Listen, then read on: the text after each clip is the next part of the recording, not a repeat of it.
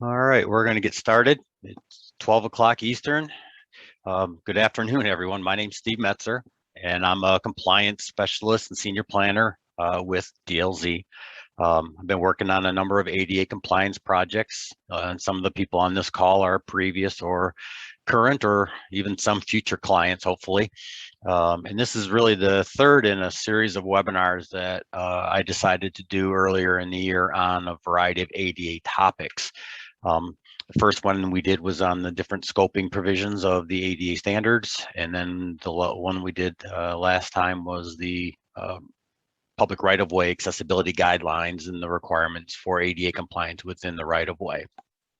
Today, we're going to cover accessibility requirements in public areas of various building facilities.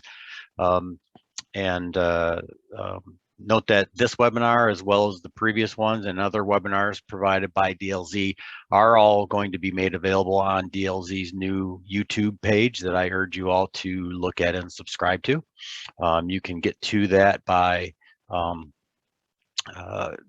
doing a search for DLZ on YouTube, and I think that will work out. So I'll also provide that again at the end of the presentation today.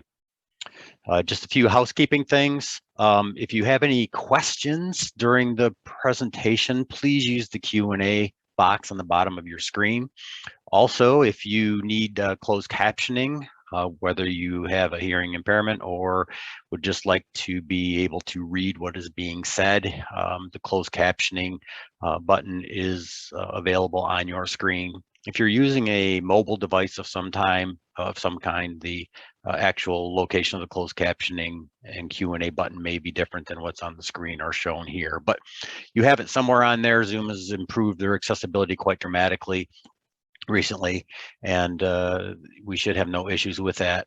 And if you do, certainly let me know. But there are also additional features like the chat and the raised hand. Please don't use those. If you have any questions that you would like answered at the end, if we have time, please enter those in the Q&A box. So with that, I am going to turn off my video and allow you to look at what's on the screen and go begin our presentation.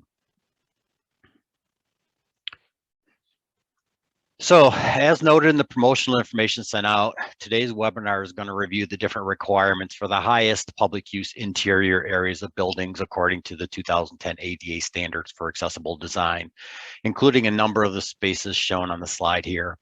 I do apologize. Originally, I thought that I would be able to cover some of the exterior areas, but just from the sheer magnitude of the number of things, it's going to be very difficult for me to cover exterior areas. So I'll do that at a later webinar. The discussion on many of the interior elements today is going to include some of the scoping provisions that I provided in my first webinar that covered Chapter 2, and it's available on our YouTube page. I will also hopefully at the end have time to go over some of the different options for prioritizing the improvements and determining when you need to make those needed alterations. But I got a lot to cover, so I'm not confident that we'll have a lot of time to do that. But I will stay on as long as we have questions and people that stay on.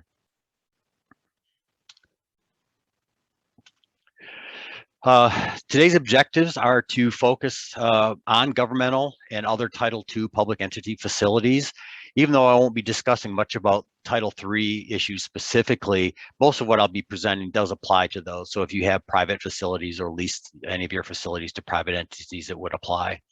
The level of detail on some of my slides might be limited to save time, or I might not cover everything that's on the slide. I'm not a reader from the slide, but I do provide the pertinent sections of the different ADA standards that are referenced by number in most cases, so you can look at the standards yourself at your leisure to get all the different details and some of the exceptions that I might not cover in great detail. I think it's always important to note that the requirements of the ADA standards are the absolute minimum that's required to meet ADA compliance. And there are many instances where we may recommend and typically do recommend to our clients exceeding those minimums to increase and maximize the accessibility of their facilities and access to programs, especially where the effort or cost involved is really minimal. Note that each facility and each situation is different and needs to be evaluated really to assess compliance. So the information I'm providing is the basics and the requirements. And even though some of the photographs or descriptions that I'll give you might be very close to something that you have, it might not be exactly the same. So please be aware of that. And hopefully at the end of today's webinar, you'll have a better understanding when you need to reach out to maybe the U.S. Department of Justice or U.S. Access Board technical assistance lines with the phone numbers and email addresses shown on the slide here. Since we do have some time restrictions of an hour or so, give or take, I have to draw a line somewhere, and that does provide me some unfortunate limitations. First of all, nothing I'm going to go over today should be considered as legal advice. It's my interpretation of the standards based on working with them extensively, discussions with Access Board staff and U.S. Department of Justice staff, attending a number of different presentations and trainings, and also attending the National ADA Symposium. Some of the discussion, as I just mentioned, might resemble your situation, but just be sure to evaluate it on your own. We can't be responsible unless we review it or give you advice unless we are able to review it personally. I won't be covering some of the provisions or exceptions that are contained within the different standards or other important items to consider, such as structural impracticability or cost disproportion or equivalent facilitation or some of the other things that come into play. I'm going to be strictly talking about what the standards require and what you need to do. In most cases, although there may be some situations where you can get around that. We have an audience from a number of different states, and the requirements in some states or even some subdivisions of government smaller than the states do vary. And I obviously can't cover all of the requirements of all the different public entities out there, nor will I be going over specific state building code or other code requirements that may be more stringent or differ from those ADA standards. And last, there are such a wide variety of public spaces that differ by community. I won't be able to cover all the requirements for all the different interior spaces. I'm going to really focus on the most common and those that are the highest public use. So note that if we do end up running out of time and you do need to jump off, that YouTube page is going to be there. The rest of the presentation will be there for you. And you can always contact me anytime if you have questions. I'd be more than happy to help you out. So with that, I think it's important to start the discussion today with a real quick overview of Chapter 3 of the ADA standards, which includes a number of different technical requirements that are referenced throughout. If you use the ADA standard, you'll note the references back to a number of these items in Chapter 3. These are classified and defined as building blocks and are common to a large number of the areas and spaces I'm going to be covering today. So I'm going to cover them here, and then I won't go back to talking about the specifics of the different building blocks, other than to mention that they need to meet one or more of these for different spaces and areas that I'm going to be going over later. Things like clearances and clear spaces and reach heights are pretty common in a number of different spaces, but some of them are not really an issue interior spaces as much as they are on the exterior. And since we're only talking about interior, things like level changes are probably less of a concern. So first are the requirements of 302 for floor surfaces. All surfaces are required to be firm, stable, and slip resistant, which again is not really as difficult to meet inside of a facility as outdoors, other than maybe some types of flooring that may be slippery if it gets wet, and that's where your matting and other types of things come into play. 302 also includes requirements for carpeting and openings on floor surfaces, which are shown on the slide here. And suffice it to say, if carpeting is provided, it needs to be easily traversable by a wheelchair user. We don't get much shag carpeting or any thick pile carpeting much anymore like we used to. Section 303 provides the requirements for level changes, with the maximum level change allowed being 1/4 inch unless it's beveled properly, and then it can be up to 1/2 inch. And then anything over 1/2 inch needs to be ramped in most cases, although there are some exceptions again. Section 304 covers requirements for turning spaces within various rooms and spaces, and I'll go over details of those spaces a little bit later, but basically you need to provide either a 60-inch diameter turning circle or a compliant T-shaped turning space for wheelchairs within all spaces and rooms. And this allows a wheelchair person that enters a room or a space to be able to turn around to get out. Nothing worse than getting into a room and not being able to get out because you can't turn around or back up properly. So fortunately, most rooms are designed with a turning space, but sometimes obstructions that are added, like furniture after the fact, are an issue and impact these turning spaces.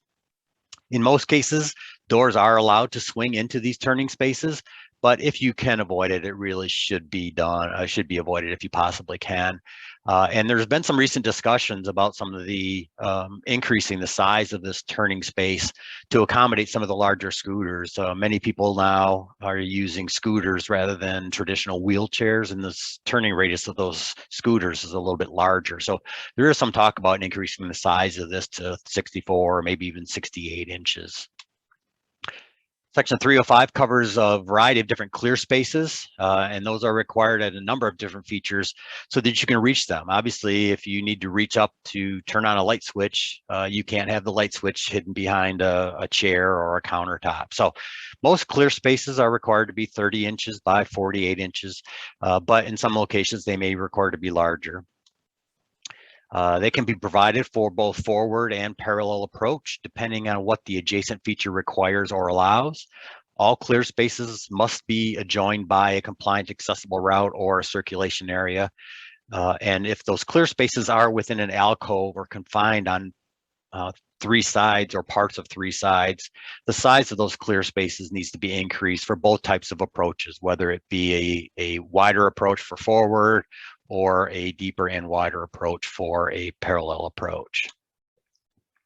Section 306 of building blocks covers knee and toe clearances, which are required at primarily plumbing fixtures and working surfaces, but there are other instances where knee and toe space is required.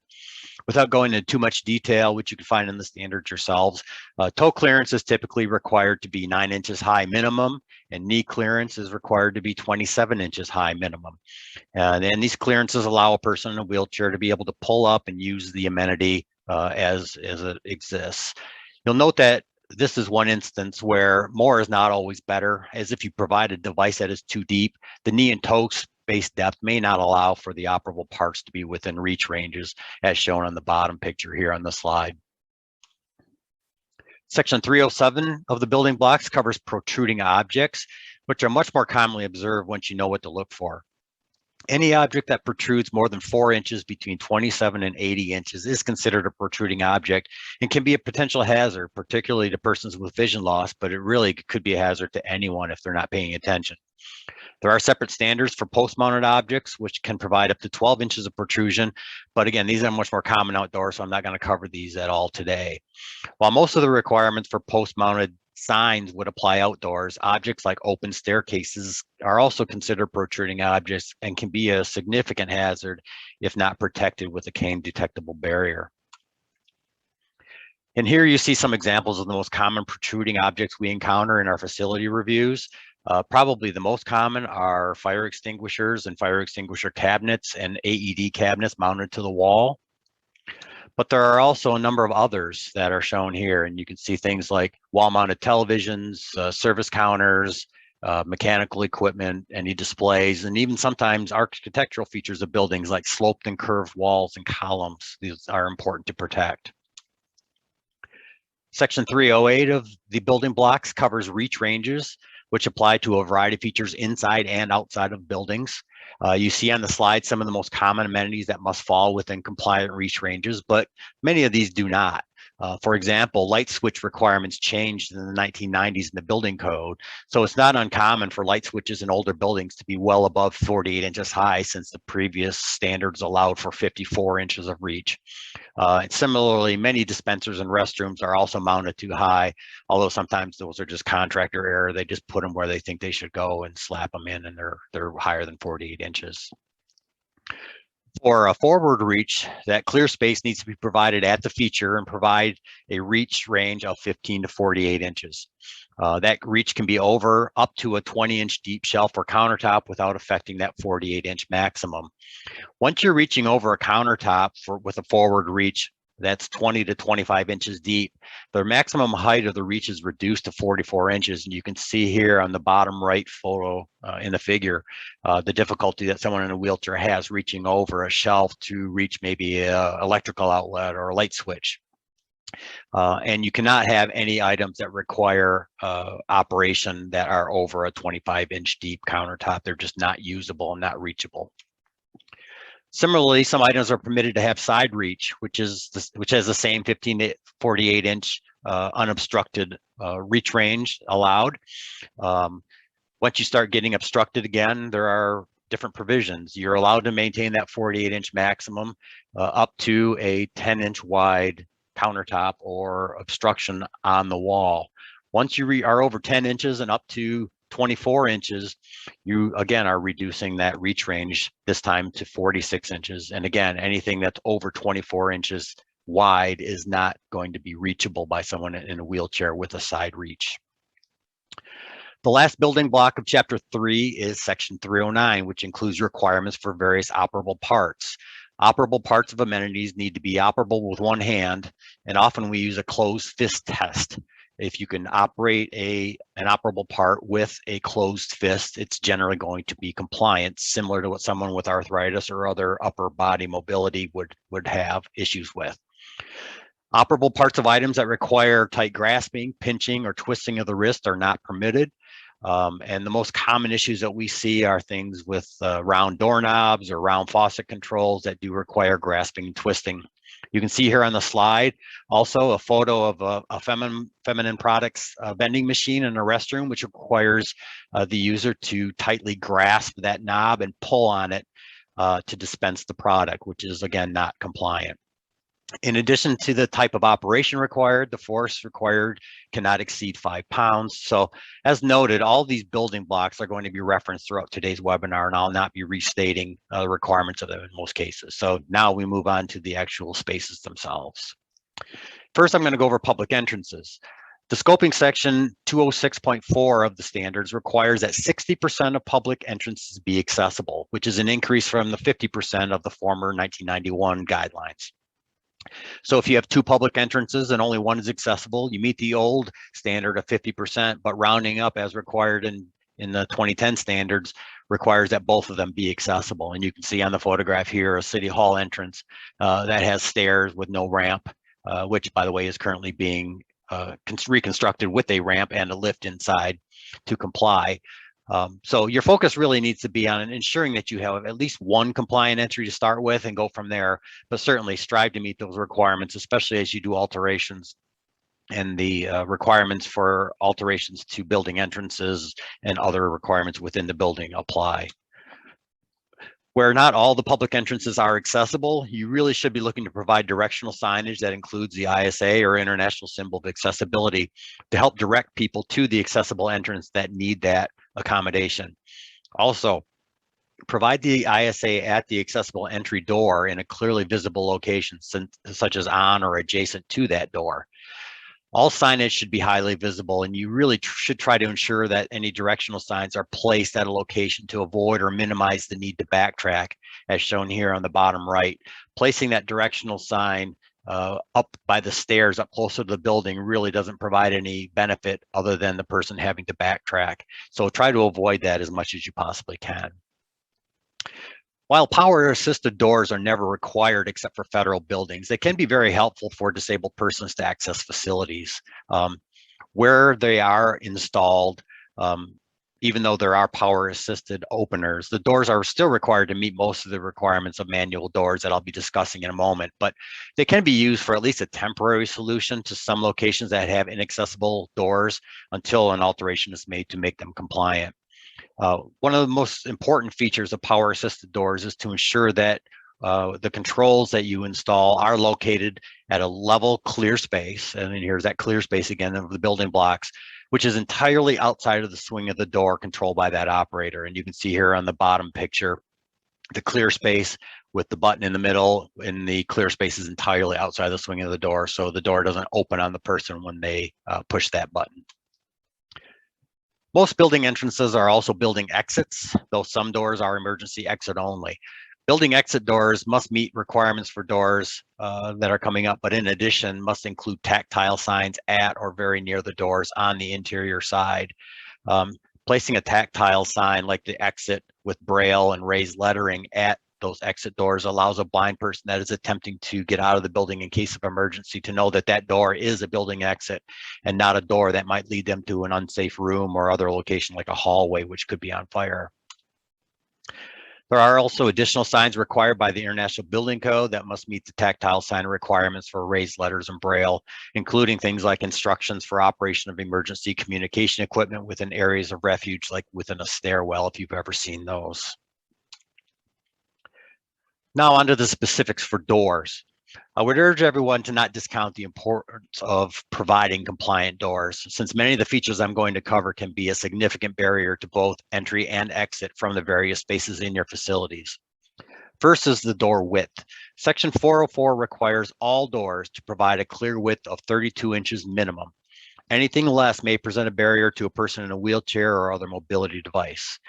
If you have double leaf doors, such as at a building entrance or often found at courtrooms, the clear width opening of one leaf must be 32 inches. You can't take the opening both doors to get that 32-inch minimum width. The width of one leaf must be 32 inches.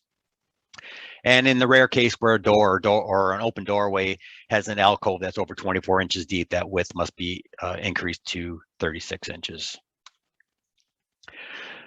So assuming your door width complies, the next most important thing to consider is the maneuvering clearance.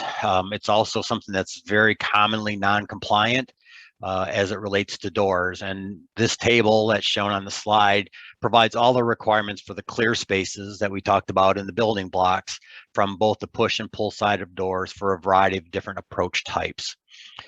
Most doors are going to be a front approach, which requires that clear space perpendicular to the door to be 60 inches on the pull side and 48 inches on the push side. But more important is the clear space adjacent to the latch. You can see in the photo on the bottom how a wheelchair user opens a door by pulling out on it. And if there isn't adequate clear space adjacent to that latch side, they're essentially pulling that door right out onto their wheelchair and are not able to open it. So for a front approach, the clear space on the pull side of doors is required to be a minimum of 18 inches. You can see here a couple of examples of doors that don't meet that 18-inch minimum clearance adjacent to the latch pull side. A wheelchair user that would enter these spaces, these are both restrooms, I believe. Actually, the one on the right is a restroom, but the other one is a meeting room. The user, if the wheelchair user was in these spaces, they'd be able to get into the room easily enough, but there's just not enough room for them on the latch side to be able to open the door to get out. So they'd essentially be trapped in there. And there are different options depending on the specific location that you could reverse the door to possibly swing out into the hallway or add a power assisted opener, but that really doesn't fix the core problem. And if you have this issue at one door, typically we find it at numerous doors throughout a facility. Thresholds at doors must meet vertical elevation change requirements of 302 and 303 that I talked about earlier, but there is an exception for existing doors, which are allowed to have a threshold up to 3/4 of an inch. If you have doors in a series, like at a main entry vestibule, the standards do require a separation of the doors to provide a minimum of 48 inches outside of the door swing, which is the clear space specified in the building blocks chapter we talked about earlier and shown in yellow on the figure on the bottom.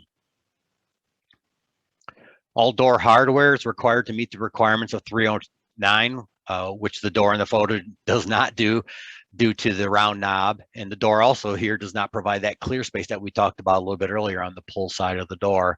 And I won't even start talking about signs until we get there. But all door hardware is required to be between 34 and 48 inch height, which really isn't typically an issue, except in some rooms with locks, like single user restrooms. Sometimes the door locks are higher than 48 inches.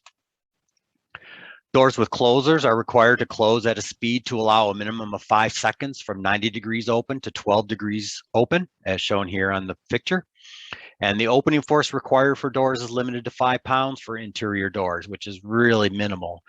with exterior doors being allowed to be 15 pounds. Otherwise, the door goes flying open every time someone opens the door and pressure changes inside are changing. So excessive closing speed and operating force is a really common problem at doors, which can sometimes be corrected with adjustments to the closer, but oftentimes, the closers just wear out and they need to be replaced. Door surfaces are required to be smooth to a minimum height of 10 inches above the floor. Many older buildings have doors with glass that's anywhere from 4 maybe to as high as 8 inches high, as shown here on this building. You can see the arrow showing the bottom of the beginning of the glass.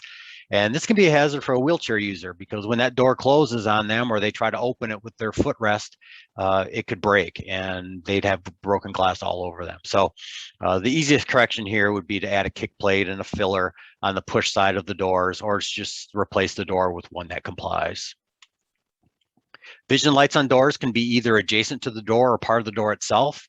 If the bottom of the vision light is below 66 inches, they're required to be a maximum height of 43 inches.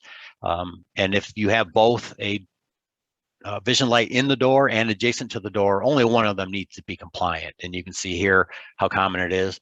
Note that if the vision light is screened out with paper or otherwise oblique so that people can't see through it, nobody can see through it, that requirement does come out.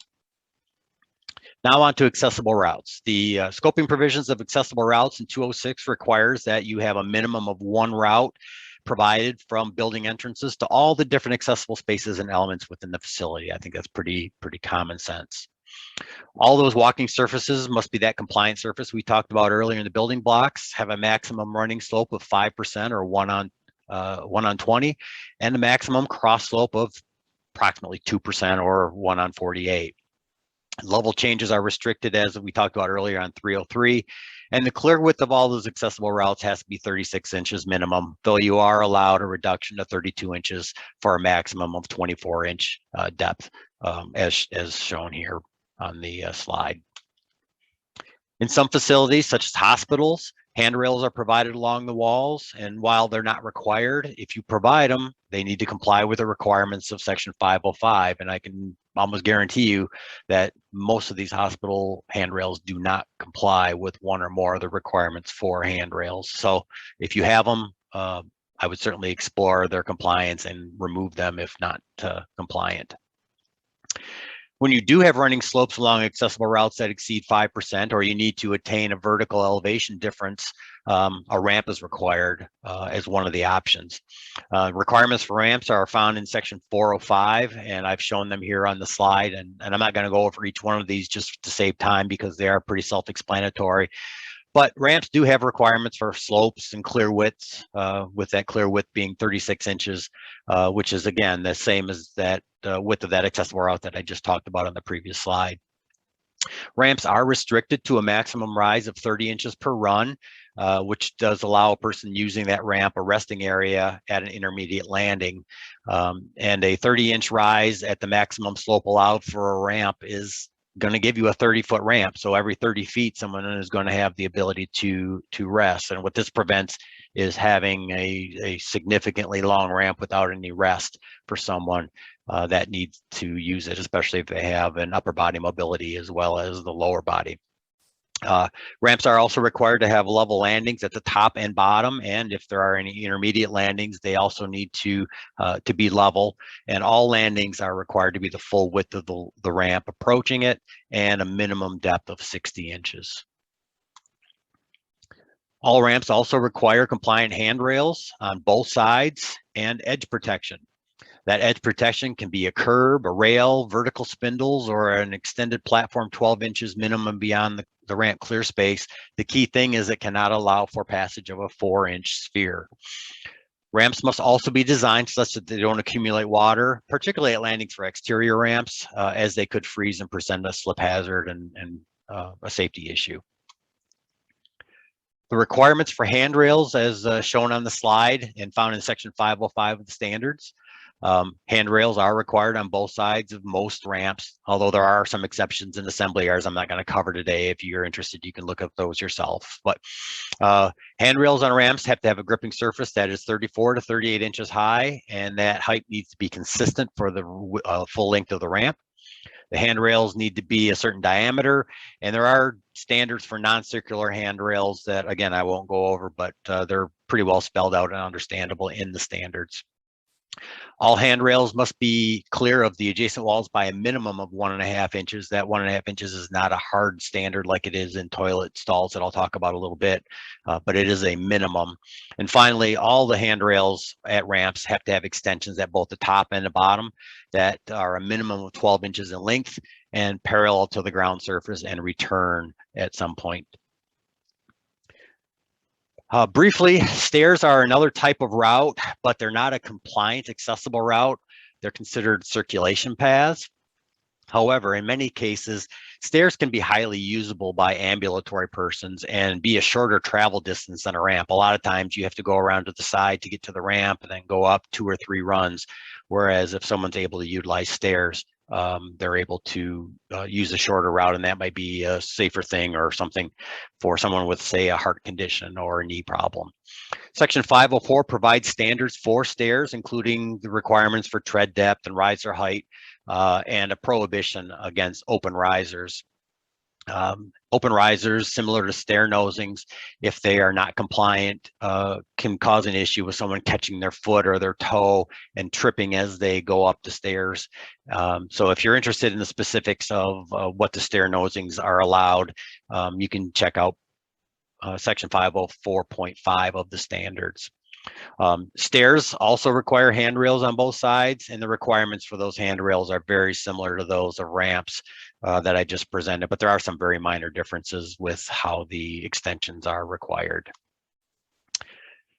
Interior connections for accessible routes also includes vertical access. And this is a very common thing that we get asked questions by clients about: when do we need elevators and when do we need lifts and all the different things. And I can essentially tell you, if you're a public entity, the facilities that you would not be required to have an elevator are very, very limited. There are some exceptions for vertical access for Title III facilities that are more numerous than those for Title II. And those instances are shown here on the slide.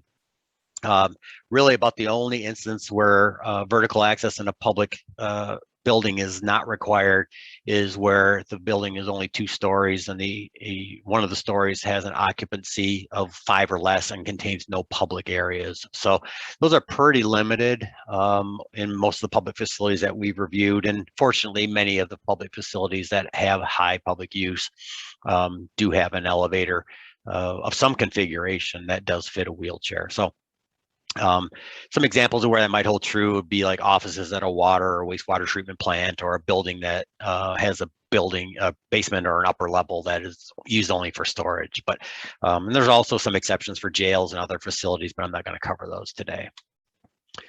Elevators are regulated primarily by the Association of Mechanical Engineers, or ASME Safety Code for Elevators, which is referenced by the ADA standards and incorporated by reference. Landings at elevators have specific requirements spelled out in section 407 of the ADA standards, including requirements for all the different clear spaces at call controls and size and design of call buttons and other controls. The orientation of the different controls within the elevator is also spelled out, as are the requirements for communication elements such as hall signals and audible indicators of what direction the elevator is traveling, with 1 audible signal when it's going up and 2 when it's going down. And then if you become familiar with these, next time you get in an elevator, you'll find, like me, that you'll be listening for all the different audible indicators and ensuring that they are present.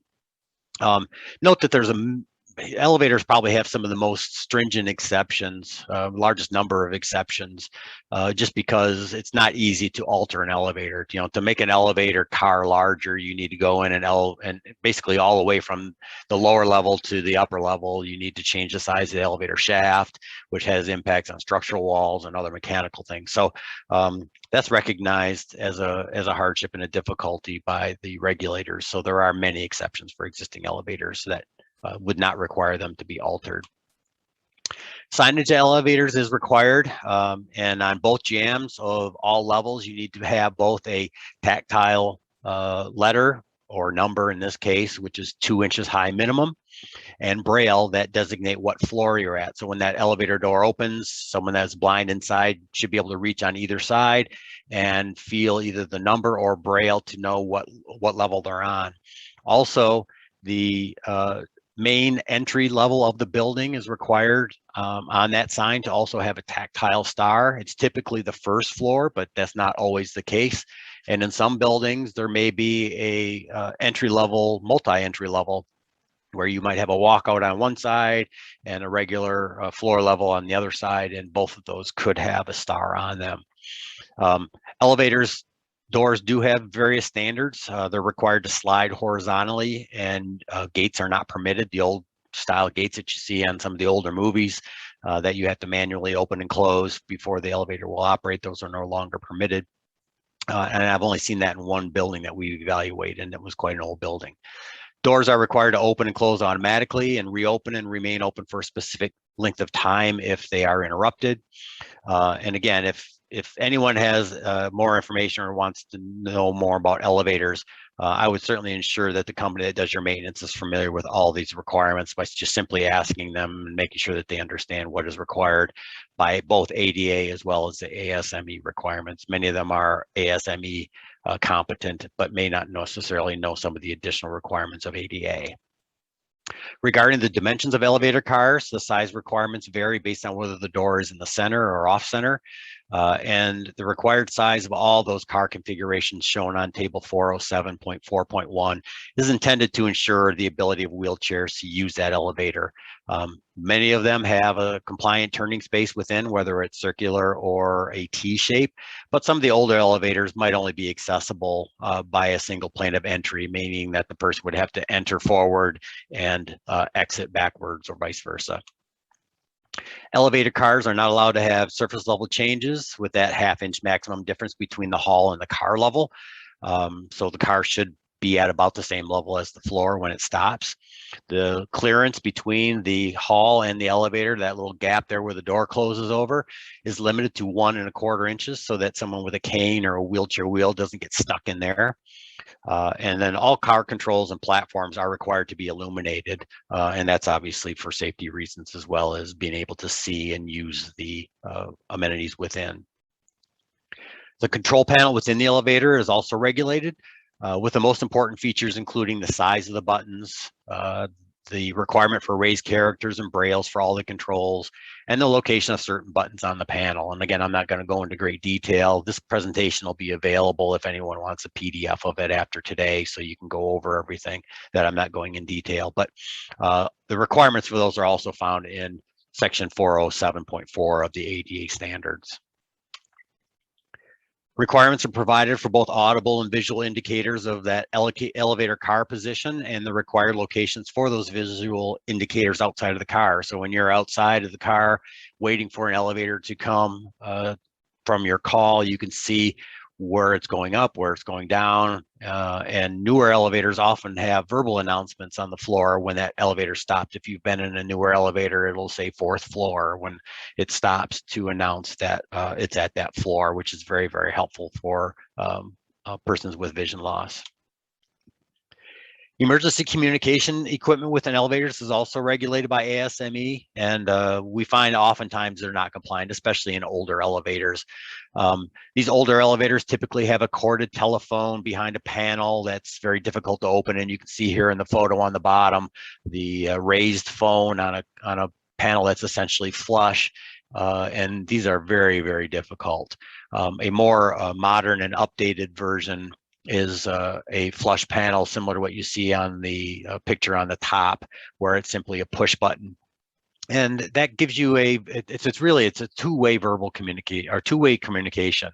You push a button, has the word help on it, and there's a light that either flashes or goes on when a call is connected. So if you have hearing loss and you get stuck in an elevator and you push the button, the person on the other side can indicate that the call is received visually so that you know that it's received and that help is on the way. Instructions for operation of those control panels is also typically required, and you can see here on the one on the top, it just says push for help and has the raised phone and braille as required. In some locations, a platform lift can be used to obtain vertical access of limited height. Their use is restricted to specific situations, but in alterations, they can be very useful. In this photograph shown, this lift provides access from a city hall meeting room to the level where the city council sits, and was installed when a city council member that uses a wheelchair was elected. If a platform lift is provided on an egress route, such as this, it is required to provide emergency standby power from either a generator or battery, and there's lots of different options there. And again, the lifts are regulated by ASME.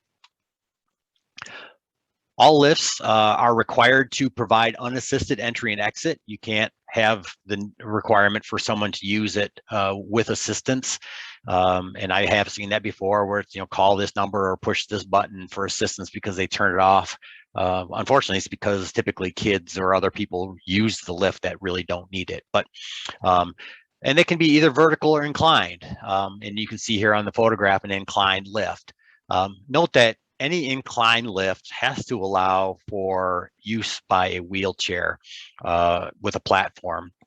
It can't be a type that a person needs to transfer to a different chair to use, similar to what you would see in many residential applications for lifts. In those locations and situations, those types of lifts are compliant, but in other ones, they are not. And lifts are typically exposed, but sometimes they're put on the outside of a facility to get from one floor to another, or maybe from a floor to a mezzanine, and they are enclosed and climate protected.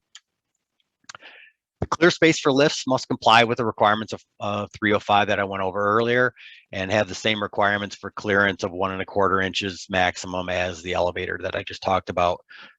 All the operable parts have to comply with those building block provisions in 309, and the clear width of the entry and exit doors that is required is based on the direction of entry and exit, whether you enter forward and exit forward, or you enter and or exit forward into the side. A fairly common issue related to public facilities is the height of sales and service counters, with the requirements found in section 904.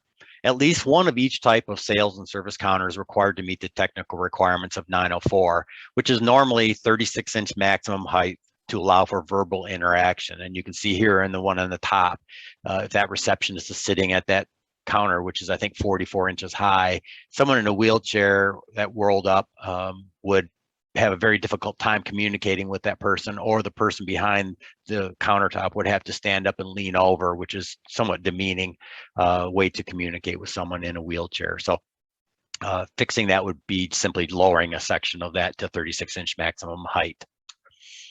The accessible portion of a service counter has to be the same depth as the other parts. You can't just have a small shelf on the side or something like that. It has to be the same configuration and depth as the rest of the shelf. But there are provisions to allow for, as shown on the bottom figure, a section to be higher to house items like cash registers and other features. The clear space required at service counters can be provided by either a forward or parallel type of approach defined in 305. But if you do provide a front approach only, you are required to provide knee space of 27-inch minimum clearance underneath it. And as usual, one of the most common things we find with otherwise compliant accessible service counters is they're not kept clear. That lowered section of countertop just seems to be a magnet for things like cash registers and signs and all types of other things. And you can see here on this photograph, the placement of items that obstruct the intent of that lowered section of countertop really needs to be avoided. Service windows, such as those commonly found at ticketing windows, or even at places like police stations that have security glazing, are also required to have that same 36-inch maximum to the countertop. If there's some type of a pass-through opening or drawer, those must comply with operable parts and reach height requirements of 308 and 309. If you're at a police station or there's other type of security glazing provided, some method of communication needs provided, whether it's a vent or a speaker or some other way for the people on both sides to communicate with one another. Note that service counters are often protruding objects, especially because they're oftentimes located within a main hallway within a city hall or maybe some other type of facility. With a surface height of 36 inches and that maximum height of protrusions of 27 inches, that gives you a 9-inch gap there. If you have a 2 or 3 inch thick service counter, you're going to have several inches of protrusion if it sticks out more than 4 inches from the wall. So this can easily be corrected by having either the service counter protrude 4 inches or less, or having a short cane detectable permanent object mounted at each end below. Now on to signs, which apparently must be one of the most confusing parts of the standard since they're done so often wrong. There's a variety of sign types and technical requirements for each, so that shouldn't be too surprising, I guess. But signs at permanent spaces like offices and other rooms are required to have both visual and tactile features, which include raised letters and braille.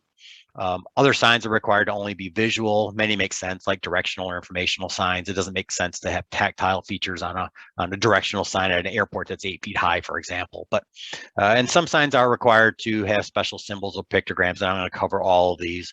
But if you're interested, the scoping provisions for signs is found in section 216 with the technical requirements in 703. The scoping section provides guidance on the requirements for directional signage to accessible entrances, to accessible restrooms, and the presence of assistive listening systems, which I'm going to be covering here in just a few minutes. There are several signs that are exempt from requirements of the standards, including all those shown here on the slide with temporary signs and occupant names and things that are likely to change. An important feature of many signs is the ISA, which is not required on many signs. If all entrances and restrooms and parking and elevators are accessible, but if not all are accessible, then the ISA needs to be provided at those accessible facilities. Technical requirements for signs in section 303 or 703, I'm sorry, include the requirements at permanent rooms and spaces, and require, as I mentioned earlier, both visual and tactile features. Those tactile features include raised letters or numbers that are uppercase only. You're only allowed uppercase, and your font has to be a sans serif font, as shown here on the slide. Times Roman is not a sans serif font. Serif fonts impact the ability of people who are blind and not able to read Braille to use their fingers to read the letters. Many people do not read Braille, especially if they have vision loss late in life, and use the tactile characters to read what's on that sign rather than the Braille. Sign characters are required to be 5/8 to 2 inches high, and the standards do require specific attention to character proportions, thickness, and all that other. I'm not going to go over. It's technical and varies by different font. The Braille is required to be provided immediately below that corresponding text. And if you have multi-line text like report room, you wouldn't put report under report and room under room in Braille. You would have all the Braille for report room if you were putting that as part of your Braille below report room. And I can't stress again the importance of providing compliant signage. And if you use a sign company to fabricate your signs rather than doing it in-house, or even if you do it in-house, ensure that you know the requirements. I see still a number of brand new signs that are just fabricated that have non-compliant fonts or not compliant separation between the Braille and the corresponding text above. Sign placement for tactile signs requires that the bottom of those letters be between 48 and 60 inches high. Signs can be placed either on the latch side wall, or if the door pushes and opens in, it can be on the door, provided that door has a closer and doesn't have a hold open device, those little rubber feet that are on the bottom, which don't meet the requirements for the smooth bottom on the door, which we talked about earlier. Signs also must provide a clear space that's centered on the sign, which is entirely outside of the door swing. And if there isn't space on the latch side wall, you should put that sign on the nearest adjacent wall, especially if it's in a little alcove. You can't put it on that side wall because it might be within the door swing. Put it at on the alcove wall adjacent to the latch side of that wall, outside of the door swing as close as possible to the door. Again, exit doors we talked about earlier are provided to provide that tactile signage. And those types of exit doors would include exit stairs, any exit passageways, or any direct discharge doors from an interior room like a conference center or something. You get to a big conference center and there might be a whole wall of exit doors. Those doors need to have tactile signage to allow people to know that that door leads to the outside. Requirements for visual features on signs are the same, whether it's a tactile or a non-tactile sign. So briefly, visual sign indicators need to be a non-glare finish, and those characters need to contrast with the background. And that's typically done with light letters on a dark background or dark letters on a light background. Characters for the visual portion of signs or signs that are required only to be visual can be either uppercase, lowercase, or combination. They're not restricted to being uppercase like tactile signs are. And the minimum height for the visual characters is 40-inch minimum, but table 703.5.5 on the slide here provides requirements for character height and the height to those visual characters from the floor based on the horizontal viewing distance. Sometimes some signs require, or at least should include, those recognized pictograms that we talked about. Pictogram fields are required to be a minimum of 6 inches high, which is the field height, not the height of the actual pictogram. So you see here the little man on the men's room is not 6 inches high, but the field within which he is in is 6 inches and therefore compliant. Pictograms on signs have similar requirements to other visual features for contrast and non-glare and everything else. And the text descriptor must be located immediately below the pictogram field. The standards do include 4 recognized symbols of accessibility that are required to identify the associated features, and they're all shown here with the ISA, touch tone telephone, volume control telephone, and assistive listening systems. The TTY and volume control telephones are almost non-existent anymore, but the ISA and assistive listening systems certainly are still in use. Directional and informational signs are required to only provide those visual sign elements that I talked about earlier. Directional and informational signs, again, can be really helpful for all members of the public, but you do need to avoid overusing them. There are situations that I've seen where sign clutter can be a problem because there are just so many signs, people get overwhelmed. So in summary, the differences and requirements between visual only and tactile signs are shown here on the slide. Again, the visual signs have fewer limitations on font type and case and different requirements for character size and height, but many signs require both visual and tactile. Again, all tactile signs require visual elements as well. Now onto some rooms. Various public rooms have a variety of room types, so I'm going to only cover conference rooms and public meeting rooms today. All rooms must meet the requirements presented earlier regarding signage and doors and be located on an accessible route. And all rooms must also provide a compliant floor surface and turning spaces that we talked about earlier in the building blocks. A typical, there's a typical conference room has similar elements found within all of them. Light switches are required to have that compliant clear space and reach height. Similarly, at least one electrical outlet is required to provide a clear space and reach height. And oftentimes we'll see electrical outlets like this one shown here that's obstructed by chairs because there's just too much furniture put in some of these rooms. Tables with seating need to provide a compliant 26-inch or 27-inch minimum high knee space with toe space below and have a working surface height of 28 to 34 inches. That's typically not an issue. If there is a television or some other projector within the room, you need to ensure that it's not a protruding object and protected by something that's at least somewhat permanent or outside of the circulation area on a back wall or in a corner. Some conference rooms have whiteboards. This one here is wall mounted, but oftentimes they're located within a cabinet. And again, if it's in a cabinet, you need to ensure the compliance of both the operable parts of that cabinet and that the cabinet itself is not a protruding object. If you have a speaking podium, you need to ensure that it has a compliant height working surface.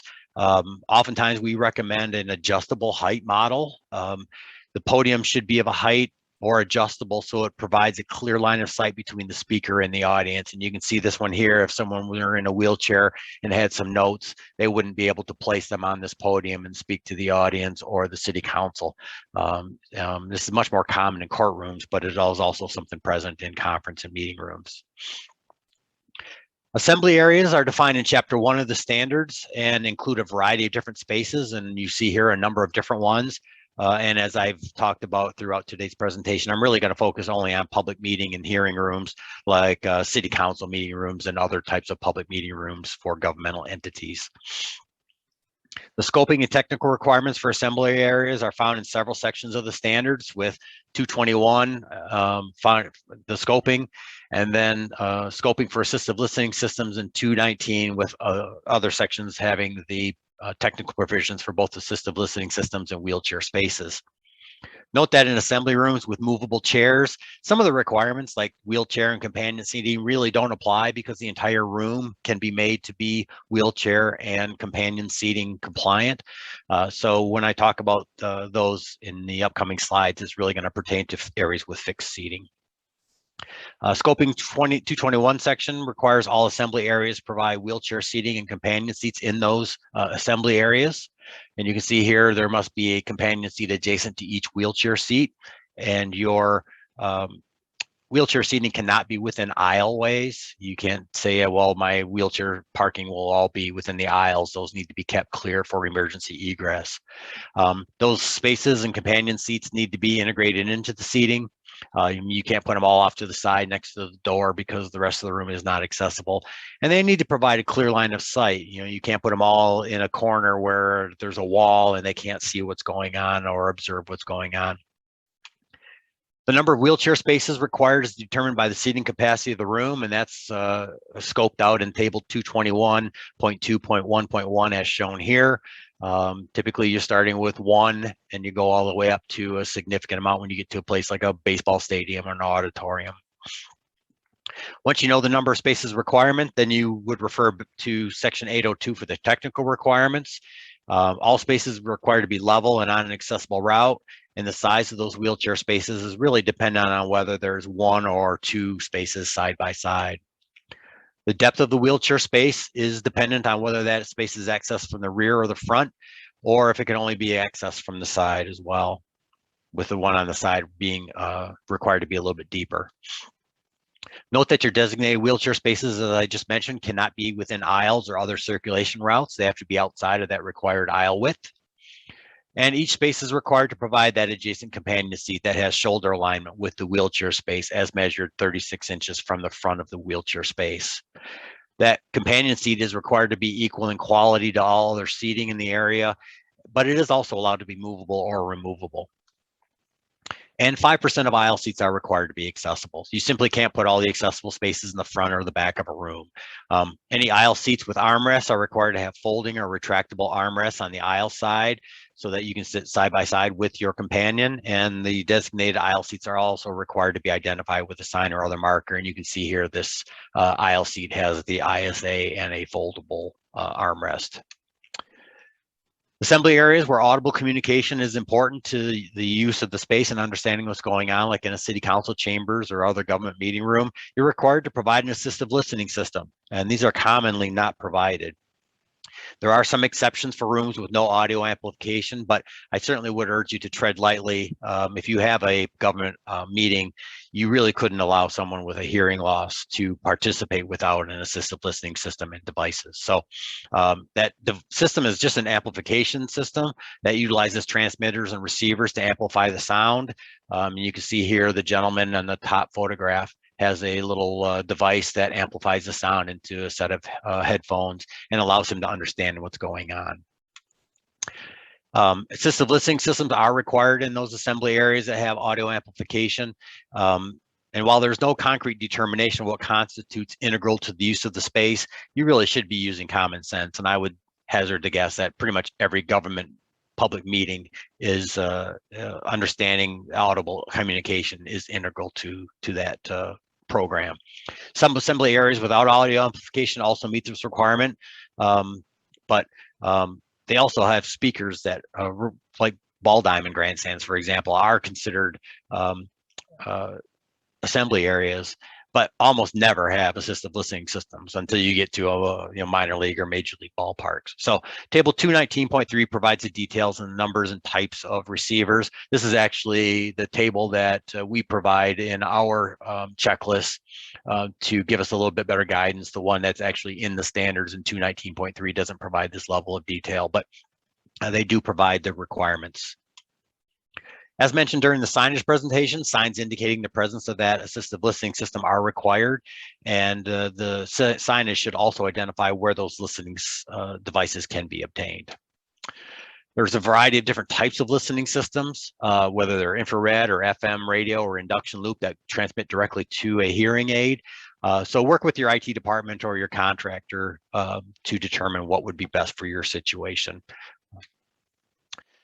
Now I'm going to get on the plumbing elements, and I know we're coming up on time, but this is some of the more important elements to go over. So again, if you need to jump off, feel free to do so, and the YouTube video will be there, but I do have drinking fountains and restrooms to cover here. So quickly, the scoping provisions for drinking fountains are found in 211, and note that you must meet the requirements for each building level or within secured areas, which would include employee-only areas with restricted access. So you can see here on this floor plan that I've highlighted, there are 2 fountains on that floor. One is in the green area, which is public, and the other is in the pink area, which are employee hallways. This would not meet the requirements for having 2 drinking fountains, since one is in a secured area, accessible only to employees.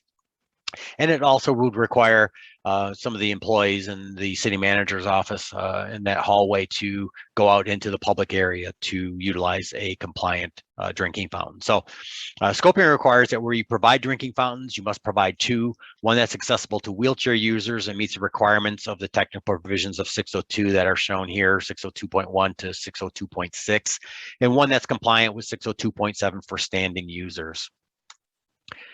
If you provide those drinking fountains, you must provide 2 of them on each level or each secure area of the building, as I've mentioned. They don't have to be in the same location, but typically they are put in pairs, or at least generally located close to one another, just because of the plumbing that's required for them. The standards really don't provide any guidance about travel distance to the different types of fountains, so consider exceeding the requirements and providing them a pair at each location. Best practice now also includes providing bottle fillers, but if you do provide bottle fillers, note that they are not a substitute for either one of the types of fountains that are required, and also ensure that they have operable parts. The most recent review that I did for a client had all these brand new, really nice bottle fillers and drinking fountains, but the operable part for the bottle filler is not typical. You know, normally most bottle fillers I'm familiar with, you put your bottle underneath it, detects it, and it fills it. And this one doesn't. You put your bottle in and you have to push the button. And the button is only about a 1/2 inch diameter, and someone with arthritis or other upper body mobility might have a very difficult time utilizing that. Note also that former practices of putting paper cup dispensers is something that's really should only be a short-term fix, since many people cannot hold cups. They really do need to be able to utilize the drinking fountain itself. Drinking fountains should be located within an alcove outside of a circulation area, because they can very easily be protruding objects if they're not within an compliant alcove, and that compliant alcove can be too shallow, as shown here on this photograph. The 27-inch minimum knee space at the wheelchair fountain is the exact same limit for protrusions. So unless your contractor or your facilities personnel put that bottom of that drinking fountain exactly at 27 inches, it's either going to be too low for the 27-inch knee space, or it's going to be high enough to be a protrusion if it's not protected on both sides. If you do need to protect the protruding fountain or pair of fountains, there's a number of different ways you can do it, but you need to put a permanent cane detectable object, whether it's benches as shown on the right, or create an artificial alcove with railings or stub walls as shown on the photograph on the left. The technical requirements of drinking fountains in 602 are shown on the slide. All wheelchair fountains are required to meet all of these standards, with a knee space of 27-inch minimum and 36-inch maximum bubbler height being most important. When you get to the standing user fountain, technically they're not required to meet the same standards as the wheelchair fountains. You know, for a standing user, you don't need knee space or anything like that. But it certainly is good practice for certain things like head space and distance from the spout to the front or rear of the fountain itself. But standing users do need to provide a bubbler height of 38 to 43 inches. The scoping provisions for section 213 pertaining to toilet rooms are really not all that extensive. They just generally refer you to the technical provisions. And they do note that all new construction must include all restrooms being compliant. So if you are constructing a new building or constructing new restrooms, you can't only make certain ones compliant or one compliant per floor. All new construction must be fully compliant with the standards.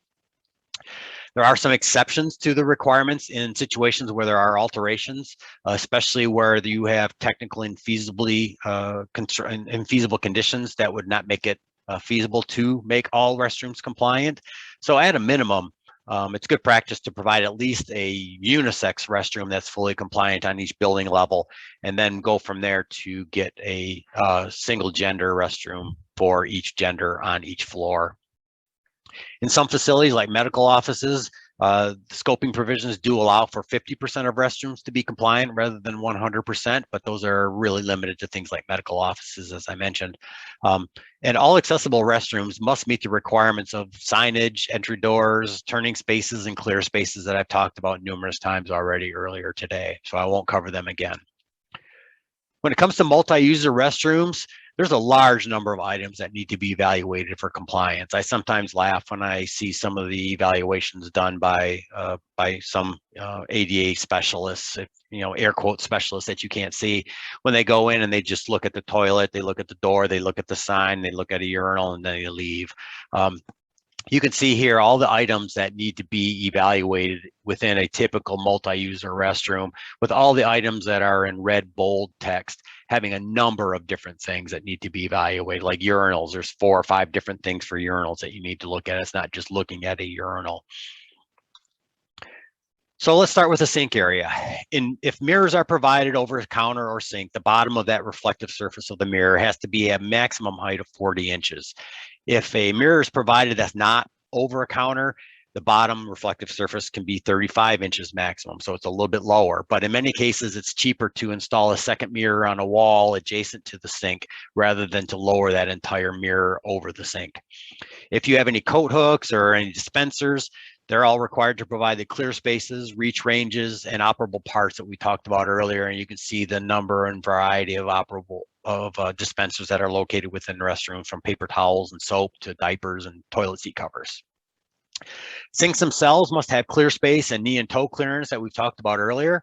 The rim of sinks is required to be 34-inch maximum, which unfortunately, again, is commonly not met because contractors install a 34-inch high countertop, and then they pop in a drop-in sink, such as shown in the top photograph, that sticks up above the countertop a half an inch. So the sink rim is at 34.5 inches. So consider the type of fixture when you're looking at specifying the height of your countertop, or look at a different type of under sink application. Water supply and waste pipes below sinks are required to be insulated to prevent contact. People that are in a wheelchair may not have feeling in their legs, and they can easily be cut or burned if hot water or other piping is not insulated. And note that if not all your sinks comply, you really just need to make one of them compliant. And if only one of them is compliant, again, similar to accessible entrances, provide a sign with the ISA at the compliant sink, maybe just a sticker on the facing of the countertop or at the mirror to demonstrate and designate that as the accessible sink. For our men's restrooms, urinals are required to meet 605 if there's more than one in the room. And it's important to note that if there is only one urinal in a restroom, it is not required to be compliant, though we would certainly urge you to consider making it compliant to maximize accessibility. Urinals are required to have a rim at a maximum height of 17 inches, which is easily done by rehanging it, and project a minimum of 13.5 inches. Some models of urinals do not project that minimum 13.5 inches. So you need to ensure that if you're buying urinals, that it is a compliant, and don't take the accessible sticker on a model online to be convinced that it is actually compliant. And urinals are required to have all the required clear spaces and reach ranges for flush controls and operable parts that we've talked about numerous times. Toilet compartments, or stalls as they have historically been called, have requirements that are found in 604. Many of them are the same for single user restrooms that I'm going to discuss here in a moment. The center line for toilets are required to be 16 to 18 inches from the wall, and that's a new change that's benefiting most situations of non-compliance, because the former standards required it to be a hard 18 inches absolute. So now you have a little bit of leeway there. You specify 17 inches, and hopefully your contractor can get it right. Toilet seat height has to be 17 to 19 inches, and the seat is not permitted to return to a lifted position when you get off of it. Flush controls are required to comply with the operable parts provisions of 309, and those flush controls, if not automatic, are required to be on the open side of the toilet, not the wall side. Stalls are required to be a minimum width of 60 inches, and the depth is required to be either 56 or 59 inches, depending on whether you have a floor-mounted or a wall-mounted toilet, with a wall-mounted toilet providing a little additional space underneath it for toes, so that's why it's allowed to be a slightly less deep. Stall compartment entry doors must be 32 inches minimum, like all other doors. The stall door has to be offset from the toilet, whether the entry is in the front or the side. And you can see in this photo, this toilet's on the same wall as the entry door, which would not allow someone with a wheelchair to maneuver within to get next to the toilet to offload onto the toilet. Entry doors need to be located according to 604.8.1.2, which requires a maximum 4-inch offset from the wall opposite the toilet with the compartment door. Stalls for wheelchair users must be either out swinging, or if they do swing into the stall, they cannot encroach on that 60-inch width or the 56 or 59-inch depth. Quite oftentimes you'll see an end stall that will be in swinging door, but that door does not swing into those clear spaces, and that is compliant. Stall doors are required to be self-closing, and you can see in this photograph that end stall is the wheelchair stall, and that door obviously is not self-closing because it's wide open. And all stall doors are required to have compliant handles on both sides. Toe clearance is required on both the front and at least one side, and the toe space beyond the walls is required to be 6 inches to a minimum height of 9 inches beyond the wall, as shown here on the figures in both plan view and cross section. Grab bars are required on both the side and rear walls of the wheelchair stall and have very precise requirements. You'll note that the standards essentially require exact placement. If you look at the math here, 42-inch minimum length sidebar, 12-inch max from the rear wall, 54 minimum from the rear wall projection. So unless you put that grab bar, both the rear and the side, perfect, you're going to have either a situation where it's too far forward or too far back. So we typically suggest that you consider going up to the next size bar, 48 where 42 is required and 42 where 36 inches is required. That gives you a little bit more leeway for the contractor or your facilities folks to get it right. The technical requirements for grab bars are found in section 609, are similar to the requirements for grab bars that we talked about in handrails for ramps and stairs. The one difference is that in restrooms, the space between the bar and the stall wall has to be 1.5 inches exactly, not more or less. And that's so that if someone is using that grab bar and they happen to slip and lose their grip, their arm doesn't go between the grab bar and the wall and break because of the weight of their body falling. The 1.5 inches is there to prevent that from happening, and it's better to have them slip off of the grab bar to the open side rather than to go between the wall and the grab bar itself. Grab bars are also required to be clear of obstructions like toilet paper dispensers, which are the most common problem, from 12 inches above to 1.5 inches below and at the ends. And quite oftentimes, as you can see here on this slide, the toilet paper dispenser is located within 12 inches of the side grab bar, although this is an ambulatory stall. If you have 6 or more fixtures, you are required to provide an ambulatory stall, and that's found in scoping section 213.3.1. I see many large restrooms that do not have an ambulatory stall, and providing a second wheelchair stall is not a substitute for an ambulatory stall. Ambulatory stalls are provide additional benefits for people that are ambulatory. They might use a walker or a cane or have a bad back, and having the grab bars on both sides is easier for them to use than a wheelchair stall that only has the grab bars on one side and the rear wall. Toilet rooms like unisex or family restrooms have very similar requirements to the toilet compartments that I just covered. They are required to meet all the sign and door requirements. They must also provide that turning space that we've talked about many times. They must also provide a clear space within, that 30 by 48 inch clear space within that's entirely outside of the swing of the door. Again, someone in a wheelchair might be able to get into the restroom, but if you don't provide an adequate clear space, they may not be able to get out. It's a lot easier for them to close the door behind them than it is for them to open the door onto themselves. And the distance from the toilet wall to beyond the toilet is required to be 60 inches minimum. And this is a change from some of the previous standards. That's why you quite oftentimes see single user, or unisex, or family restrooms that have a sink almost immediately adjacent to the toilet. Those sinks are encroaching into the space and need to be addressed when those restrooms are altered. And they just don't provide a space, as shown here on the bottom figure, for someone in a wheelchair to back in to adjacent to the toilet and reach the grab bars to offload onto the toilet.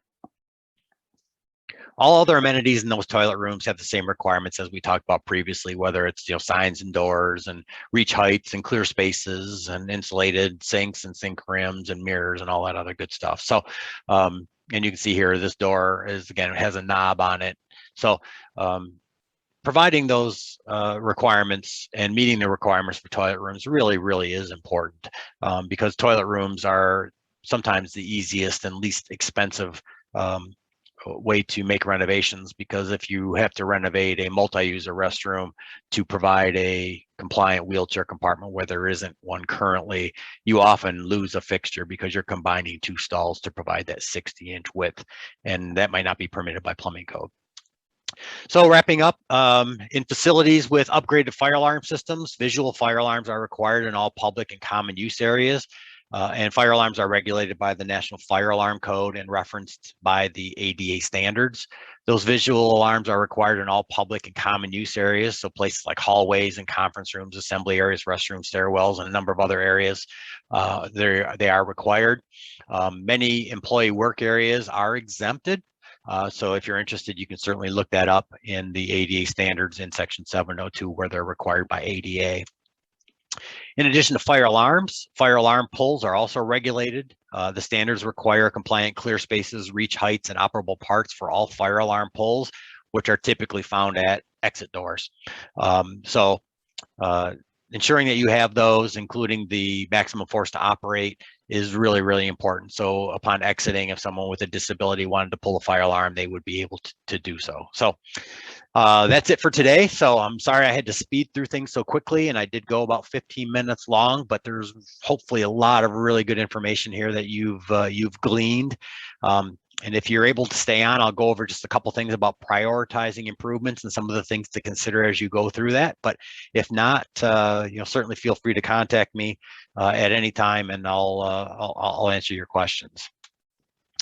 So when you're prioritizing the improvements within your facilities, obviously you need to prioritize not only the things within facilities, but the facilities themselves. You're not going to go in and make renovations to a wastewater treatment plant or water treatment plant before you would your city hall, for example, or a community center. So it's important to prioritize both the facilities as well as the things within. And there's some different philosophies for prioritizing improvements. The DOJ there in the middle has 4 different priority areas, and their priority 1 and 2 and 3 and 4 are the things that they recommend doing in those orders. So the accessible approach and entry, then access to goods and services, then public toilet rooms, and access to other items. And while that's certainly not out of the realm of reality what you should be looking at, if you're inside of a facility that's maybe not 100% compliant, but you can get in there and you can get to most of the goods and services, if you have to go to the bathroom and you're disabled and there's not an accessible restroom, that's your priority, is getting to the toilet. So it certainly needs to look at a couple of different things. On the top, there's another philosophy of all the public access areas, access to different spaces, public common areas like hallways and corridors, and then staff only areas. And again, this really doesn't look at the specifics of the different things. So typically what DLZ is going to be looking at when we're making recommendations in our facility evaluation reports or transition plans for our clients is to assess what the impact of the non-compliance is on accessibility. A sink rim that's 34.5 inches would have little impact to many people with disabilities, whereas a sink that's 36 or 37 or 38 inches would certainly be more significant and warrant additional consideration for improvement before that other one. Similarly, entry doors that are maybe 34 inches or 33 inches instead of, I'm sorry, misspoke, double leaf doors at an entrance that don't have the 48 inches between the outside door and the interior vestibule doors. Maybe it's, let's say it's 42. While that certainly doesn't meet the 48-inch requirements outside of the door swing of the standards, it would impact a fairly small number of people with disabilities, as opposed to something that is significantly less, or something that where a door opener could really solve a lot of problems. So our philosophy typically is to look not only at some of the key things, like certainly making sure if you can't get into the building, it doesn't make sense to do anything else within it. But getting into the building, and then once you're into the building, look at what are the most commonly used facilities, what are the existing barriers to access to those programs, what is the deviation from the requirement, how much does that deviation affect people with various disabilities, and then address them on that type of scale. We usually use a grading of low, medium, and high, but even within that low, medium, and high, there are some categorized improvements within high that are higher than others within high. For example, I've seen some people use a number scale 1 to 10. I mean, everything is a little bit subjective. And again, there are always ways to, more ways than one to skin that cat. So it's important to look at not only what's compliant and what isn't within your facilities, but also look at the level of public use, what barriers are present, what are your options. If you have to go into all your service counters and make significant renovations by removing walls and whatnot, would it be cheaper and easier to provide a compliant room somewhere else, adjacent room, for example, maybe convert a conference room to a service room and utilize that to service people? There's lots of different options to explore to become compliant. And again, think hard, look at what the impact of those are, look at the different types of people that are impacted and from the different disability groups, whether it's visually impaired or those with mobility impairments or hearing loss. And again, look at the number of users of those programs. It doesn't make a lot of sense to not install a $4,000 or $5,000 assistive listening system that you might have 40 or 50 people at every city council, planning commission, zoning board meeting, monthly or every couple of weeks, as opposed to doing something that might only get 4 or 5 people a day that would be utilizing it. So keep in mind all those different things, and again, just justify why you're making the improvements. And certainly if you have people that are trying to access your programs and demonstrate an inability or complaint or ask for accommodation, those are the ones that are really, again, the low-hanging fruit that you can address. And many of the improvements that I've talked about, like placing kick plates and fillers on doors that have glazing below 10 inches, or providing occupancy sensors where light switches are too high. Those are things that many of your facility folks can handle internally at a fairly low cost. So keep that in mind, and I'll make prioritizing improvements a much more significant component of one of our future webinars when we talk about transition plans. And that'll probably be either later this year or early 2022. So a few resources. Again, I've gone over these before. The U.S. Department of Justice, ada.gov, where you can get a copy of the 2010 standards, as well as a number of other different things. The U.S. Access Board, you can get a copy of the public right-of-way guidance, which hopefully will be adopted and become a standard very, very, very soon, as well as other good information and technical guidance and technical assistance hotline and email. The ADA National Network has a comparison of the 2010 and 1991 ADA standards if you're interested at this link, as well as a number of webinars. They have monthly webinars and archived webinars on their site. If you click on my account and sign in, you can get access to all these different things. And if you do look at some of their previous webinars on different topics or chapters of the ADA standards, you'll see many of the figures that I used and will continue to use and reuse in future webinars, because they are so good. They continue to provide good educational material in collaboration with the U.S. Access Board. So in closing, if there are any questions, I would certainly urge you to put those in the Q&A box. If you are not able to do so, or you want to send me an email, my contact information is on the slide. It's just smetzer@dlz.com, and I'd be more than happy to help you out. I help out several people after every webinar, it seems, and happy to do so.